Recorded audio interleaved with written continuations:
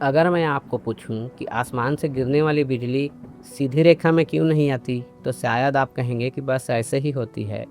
लेकिन सच्चाई यह है कि बिजली गिरने से पहले हवा के अंदर एक अदृश्य भूल भुलैया बनाती है और बिजली उसी भूल भुलैया में रास्ता खोजती हुई धरती तक पहुंचती है। नमस्कार दोस्तों, एक सवाल है।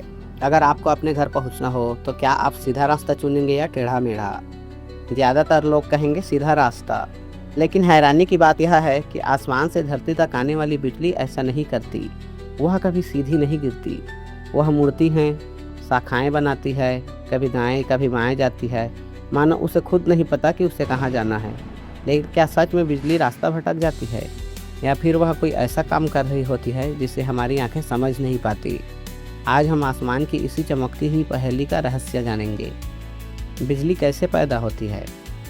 तूफानी बादलों के अंदर हर पल एक अदृश्य युद्ध चल रहा होता है। बर्फ के टुकड़े, पानी की बूंदें और हवा के तेज झोंके आपस में टकराते रहते हैं। इन टक्करों से विद्युत आवेश जमा होने लगता है। धीरे धीरे पूरा बादल एक विशाल चार्ज हुई बैटरी बन जाती है और फिर एक ऐसा समय आता है जब बादल उस ऊर्जा को और रोक नहीं पाता, उसे बाहर निकलना ही पड़ता है। यहीं से बिजली की यात्रा शुरू होती है। अब आता है असली मज़ा। आपको हवा खाली दिखाई देती होगी, लेकिन वास्तव में हवा एक उलझी हुई दुनिया है। कहीं नमी ज़्यादा है, कहीं धूल के कण तैर रहे हैं, कहीं तापमान अलग है, कहीं हवा ज़्यादा चालाक बन जाती है। अब सोचिए, अगर आपको एक ऐसे अंधेरे जंगल में रास्ता खोजना हो तो क्या आप आंख बंद करके दौड़ पड़ेंगे? नहीं ना, आप धीरे धीरे आगे बढ़ेंगे और रास्ता तलाशेंगे। बिजली भी यही करती है। बिजली सबसे पहले रास्ता खोजती है। धरती की ओर गिरने से पहले बिजली छोटी छोटी शाखाएं बनाकर आगे बढ़ती है। वह मानो हर दिशा में घूम रही हो। क्या यहाँ से रास्ता मिलेगा, या यहाँ से, या फिर यहाँ से? यह खोज इतनी तेज होती है कि हमारी आंखें उसे देख भी नहीं पाती, लेकिन कैमरे उसे पकड़ लेते हैं। और जब आखिरकार सबसे आसान रास्ता मिल जाता है, तब एक शक्तिशाली चमक उसी रास्ते पर दौड़ पड़ती है। यही वह बिजली है जिसे हम आसमान में देखते हैं। इसलिए बिजली पेड़ जैसी दिखती है। क्या आपने ध्यान दिया है, बिजली अक्सर पेड़ की जड़ों जैसी दिखाई देती है? यह कोई संयोग नहीं है, क्योंकि वह एक रास्ता नहीं बल्कि कई रास्तों की तलाश कर रही होती है।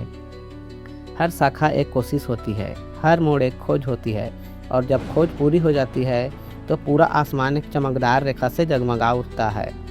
अब एक मज़ेदार तथ्य, बिजली का तापमान लगभग 30,000 डिग्री सेल्सियस तक पहुंच सकता है, यानी सूर्य की सतह से भी कई गुना अधिक। इसलिए जब बिजली चमकती है तो उसके आसपास की हवा अचानक फैल जाती है, और उसी का परिणाम है गरजने की आवाज़।